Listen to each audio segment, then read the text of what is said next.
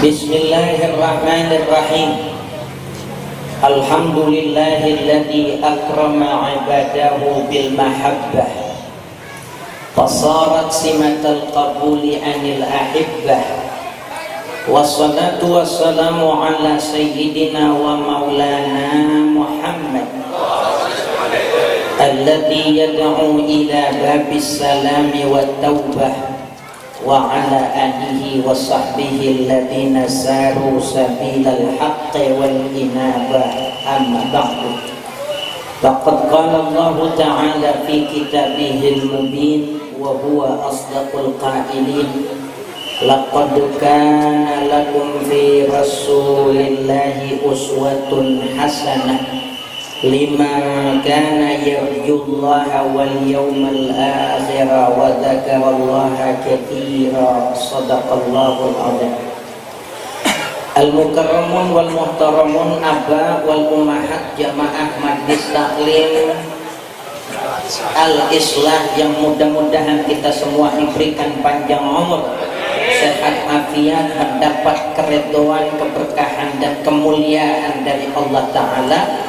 Wabil khusus yang kita muliakan kepada para habaib, para kiai, para ustadz, para tokoh masyarakat sekalian, yang mudah-mudahan mereka semua diberikan kemantapan iman, Islam dan ihsan kepada Allah Ta'ala. Amin ya rabbal alamin.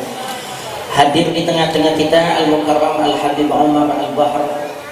Tadi penceramah kita Bapak Kiai Haji Wahyudi Abdul Majid Habib Muhammad bin Alawi dan Bapak Ustaz Romzah dan para asatiz lainnya, yang mudah-mudahan mereka semua diberikan manfaat dan keberkahan ilmunya. Amin ya rabbal alamin.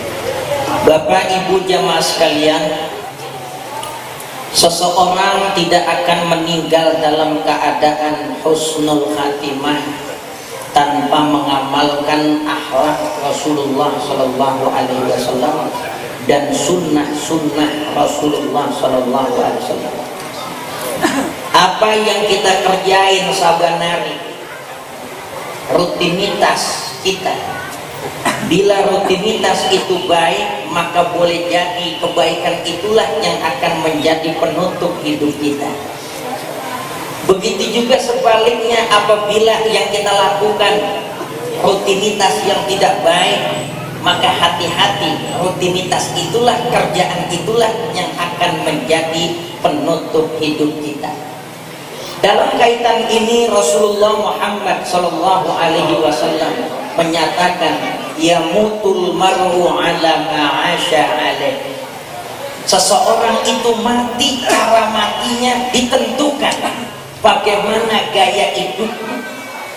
Kalau sepak terjang hidupnya melakukan keburukan, maka keburukan itulah yang menjadi penutup hidupnya, yang disebut dengan su'ul khatimah. Na'udzubillah. Berapa banyak pelaku maksiat mati saat ngerjain maksiat. Ada anak muda overdosis narkoba mati. Ada anak muda saben malam minggu mainnya di pela-pela di Bonggoma sono dekat daerah Kelapa Gading, yang banyak manusia setengah diablay mati. Atau anak muda geger ternyata habis main sama jablay nenek-nenek, mabuk minum susu kadaluarsa. Apa yang kita lakukan sehari-hari inilah yang menjadi kemungkinan besar kita mati dalam perbuatan itu. Sampai ada di satu kampung terjadi geger, ada aki-aki umur 80 tahun ngalamin sakaratul maut, udah 2 bulan masih cengap-cengap, kagak mampus-mampus. Bininya 4, yang 2 cakep, yang 2 rada mendingan. Kalau yang cakep bakal kondangan, yang jelek bakal takjiah.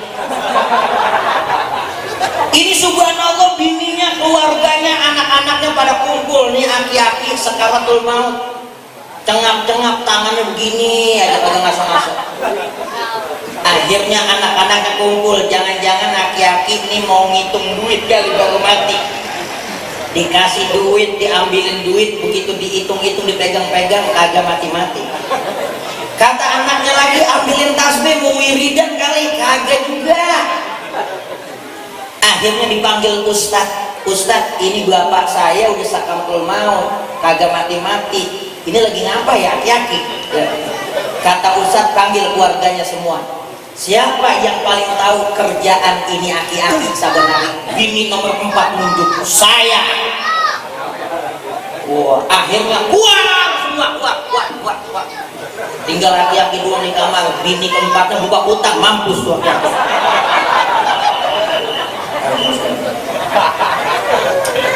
Nah ini subhanallah, inilah prediksi Rasulullah SAW yang kata Nabi, yamutul mar'u ala ma'asya alaih.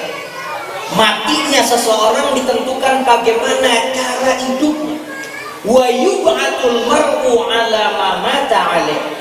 Dan seseorang nanti bagaimana cara dibangkitin di hari kiamat, itu ditentukan dari bagaimana cara matinya. Kalau cara matinya husnul khotimah, ya yang dia bakal temukan adalah kebaikan para jamaah sekalian. Nah mudah-mudahan perkumpulan kita di berbagai majlis taklim, bertemu para alim ulama habaib, menyebabkan kita dalam kebaikan yang Allah kehendaki. Amin ya rabbal alamin. Alhamdulillah, apalagi di kampung kita ini subhanallah ya, bapak-bapaknya aktif, anak muda, apalagi bocah-bocah halus ada omongnya kalau acara berisik banget udah kayak tikus laci. Ya. Ibu-ibunya banyak. Ya. Tapi subhanallah kalau ibu-ibu emang Pak kagak di mana-mana, acara itu udah rame aja kalau ngajak ibu-ibu. Ya enggak, ibu-ibu itu siarnya paling gampang. Apalagi urusan ngaji zaman penutupan, wah emang zaman seragam. Enggak, makanya begitu mau zaman penutupan ngaji, bukan Allah seragam pakai 8 diambil. Itu Pak, kalau laki kan orangnya simple.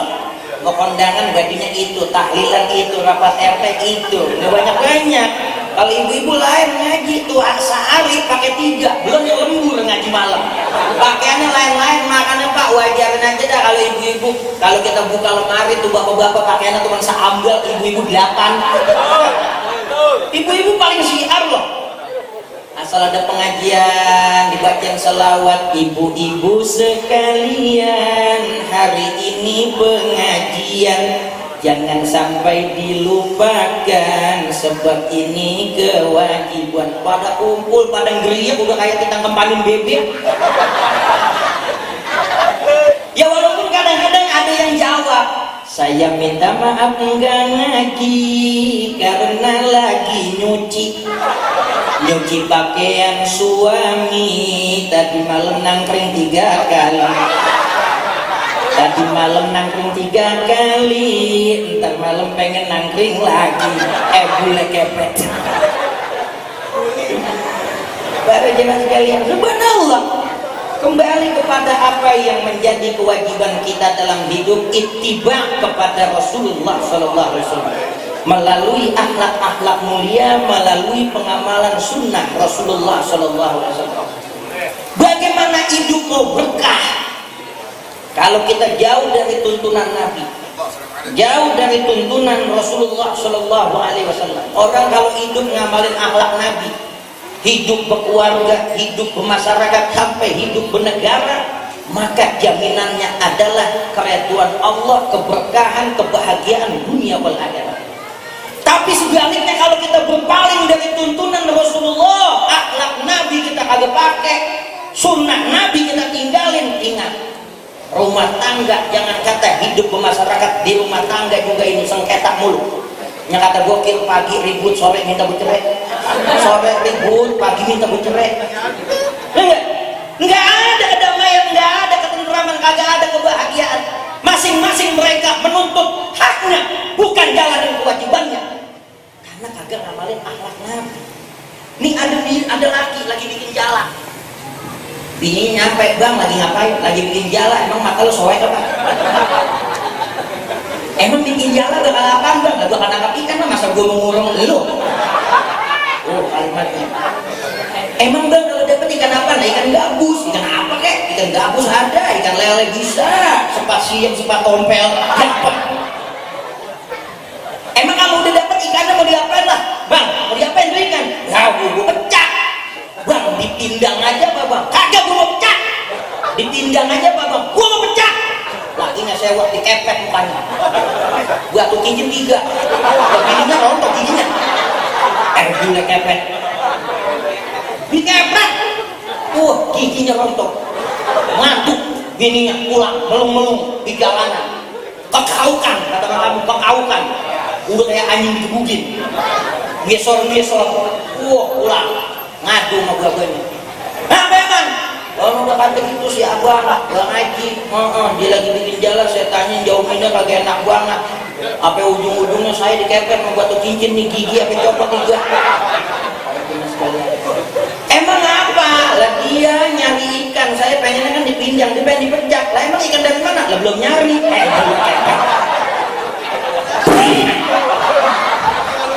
Lah ikan belum ada. Musibah loh. Sebab masing-masing dia bawa egonya, emosinya. Berbeda dengan rumah tangga yang mengutamakan akhlak Nabi, mengamalkan sunnah Rasulullah Muhammad Sallallahu Alaihi Wasallam. Bagaimana? Ada 2 pasangan. Ini laki bini, lakinya soleh, bininya soleha. Berumah tangga, masing-masing punya sifat insaf, jalanin kewajiban. Ini si bini ngelihat lakinya punya jempalanya doang, cantelannya kagak ada. Si laki ngelihat bini punya anting sebelah. Lah kalau sebelah emang dipakai kagak enak lah, kayak jangkrik kakinya kipas. Si laki ngelihat dalam hatinya, ya Allah, bini gua, bininya juga begitu, ya Allah, laki gua. Jalan lakinya ke pasar kagak pakai ngomong sama bininya, dia jual pala jamnya, bakal beliin anting bininya. Si bini juga kagak pakai ngomong, dia jual antingnya sebelah, bakal beliin tali. Apa yang bisa begitu? Apa? Nah inilah yang dikata mengamalkan daripada akhlak Rasulullah Shallallahu Alaihi Wasallam dan mengamalkan sunnah-sunnah beliau. Indah semuanya, jadi nemu loh kayak kuali mengkep. Ingat, lah ini bini ngalor, lakinya ngidul, lah agak nemu. Para jemaah sekalian, dan tentunya yang terakhir, kita nggak bisa mengamalkan akhlak Rasulullah, kita nggak bisa mengamalkan sunnah-sunnah Rasulullah, melainkan kita hadir di majlis ilmu. Ini luar biasa para jemaah sekalian, majlis ilmu ini. Kita bertemu dengan habaib kita, alim ulama kita, mendapat pencerahan, perubahan dalam diri kita. Yang kata Al-Imam Ibnu Ashir dalam nazamnya, yashabu saykhan arifal masaliki yaqihi min tariqihil mahaliki yadkuruhu Allah idha ra'ahu wa yusilul abda ila maulahu. Yashabu saykhan arifal masaliki, kita bergaul dengan ulama yang arif billah, yang memiliki sambungan pendekatan kepada Allah Subhanahu wa taala dan Rasulullah sallallahu alaihi wasallam. Yaqihi min tariqihil mahaliki, beliau inilah yang menjadi panutan kita untuk sampai kepada hadratul Rasul dan juga menyampaikan kita kepada Allah Subhanahu wa taala. Tanpa kita bergaul dengan ulama, maka kita tidak tahu apa-apa semuanya. Mudah-mudahan di majlis yang penuh dengan keberkahan ini kita semua mendapat ridho Allah Ta'ala, keberkahan dari Allah, keberkahan dari Rasulullah Sallallahu Alaihi Wasallam. Al-Fatihah.